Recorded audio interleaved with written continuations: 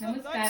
आज आपण शेवटचा गुरुवार आहे, तर मी पूजा कशी मांडले ते आपण बघूया. लुच माझ्या लई बाय भारी नटन, जरीच्या चोळीला सोन्याचं लावते बटन. लुच माझ्या लई बाय भारी नटन, जरीच्या चोळीला सोन्याचं लावते बटन. तर आपण प्रसादासाठी काय बनवलंय ते मी दाखवते तुम्हाला. तर ते मी नागलाचे रवा लाडू केले, पंचामृत, खडीसाखर आणि हा बेलफळ.